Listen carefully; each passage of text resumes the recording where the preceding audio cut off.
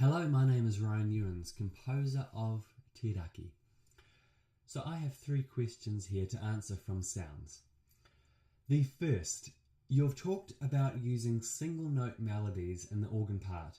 Do you also use a range of organ stops to compare with various orchestral instruments?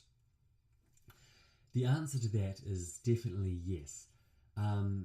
So in my piece there is a big range of textures in the organ part and in the orchestra, but in the organ part, right from really loud, thick chordal textures through to some soft single melodic lines as well. And these single melodic lines, there's 2 places where those occur, and in these places there's sort of these fragmented little melodic ideas which just sort of keep recurring in the woodwinds, and the organ just fits into that as if it's another flute or an oboe. And yeah, so in those 2 spots we've definitely used the stops to create a sound that's really going to blend with those instruments. And it's not necessarily using, flute or oboe stops. It's just a combination of stops that, we've decided, Nick and I, my organist, that we've decided will really fit well within the mix of sounds that's already there. So that's an occasion where we really wanted the organ to blend well with the instruments.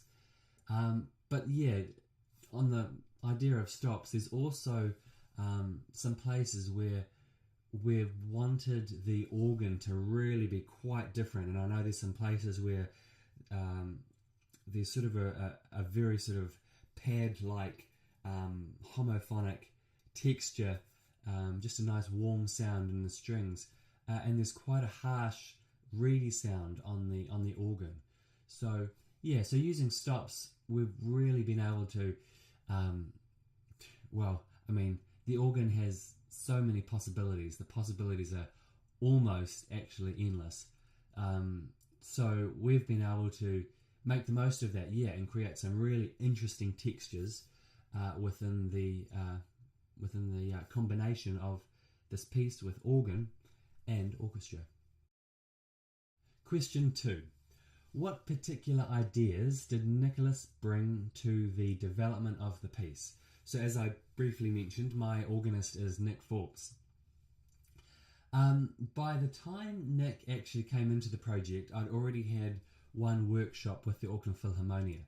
So the big idea, the big picture of the piece, and the musical ideas were sort of set by the time we met.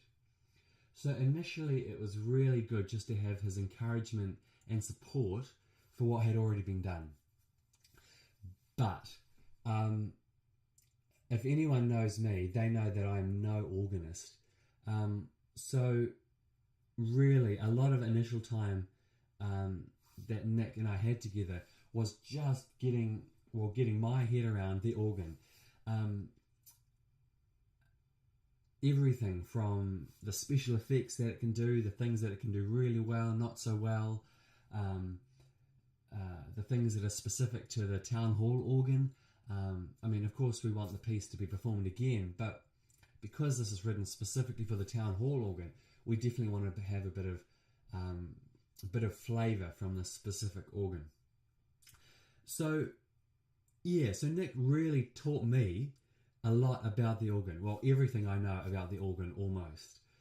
So after those sort of initial meetings we had, I went back and completely rewrote the organ part with the same intention in mind and a lot of the same musical ideas, but really turning what I had into an organ part rather than being perhaps a keyboard part for any instrument.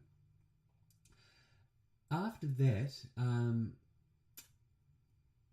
and once the sort of the orchestrations became a bit more certain, once we've had another workshop, Nick really got his head into what was happening with the orchestra and what my idea was in the certain sections, and helped colour the piece with all the stops and the combinations of stops.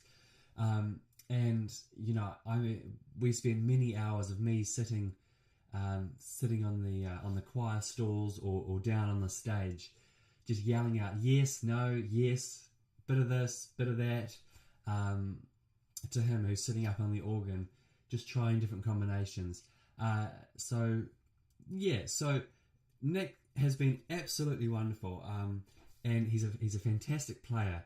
And I guess his biggest contribution is that he has taken my very vague and almost just dot on paper ideas to having a really colourful, exciting organ piece, and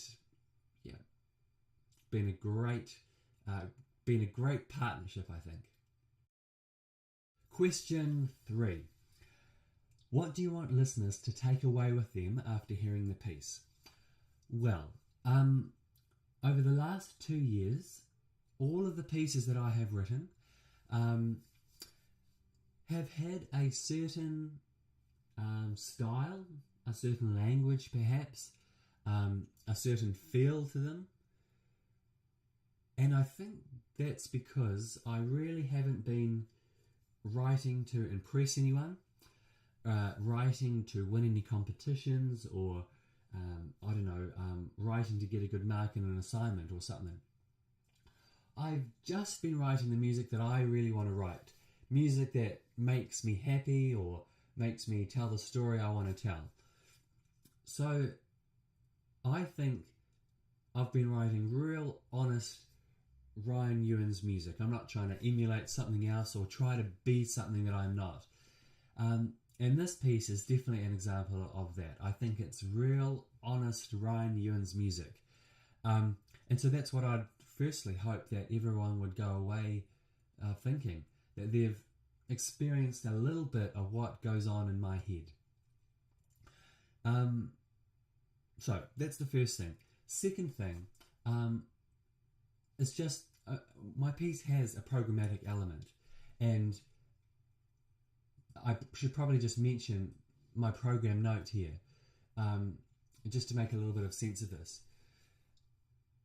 Tiraki is a verb meaning to clear the sky of clouds. In it, I have explored the different layerings and textures created between the organ and orchestra, illustrating the nature and behaviour of the clouds. The work is structured in 3 sections and focuses entirely on the programmatic meaning on Tiraki. It goes on, but that gives you the idea of what the piece is about. And so I would really hope, and I would think it would be a success for me as a composer if the audience left thinking that they'd really experienced those 3 sections of the piece. It starts with, storm-like, very dense clouds. The middle section, very calm, perhaps the calm after the storm. And then it finishes with the idea of, everything's up and away again. Perhaps a beautiful day with a light breeze down at the beach. That sort of idea. So I would hope that, the listener would leave thinking they've really experienced those 3 sections of the piece.